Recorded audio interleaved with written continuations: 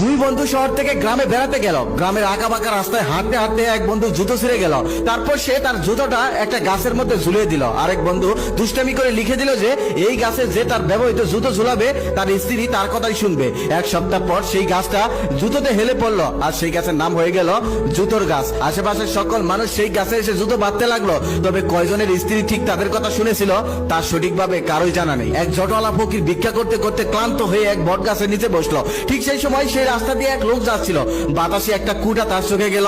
তারপর লোকটা দৌড়ে গেল সেই ভিখারির কাছে, গিয়ে বলল আমার চোখের কুটাটা আপনি একটু বের করে দেন। ভিখারি হাত দিতেই কুটাটা বেরিয়ে পড়লো। লোকটা তাকে 50 টাকা দিয়ে এলাকার সবাইকে বলে বেড়াতে লাগলো যে আমাদের বট গাছের নিচে একটা ফকির এসেছে, সে সব সমস্যার সমাধান দিতে পারে, আমার সমস্যার সমাধান করে দিয়েছে। তারপর এলাকাবাসী সবাই তার কাছে যেতে লাগলো, টাকা পয়সা দিতে লাগলো।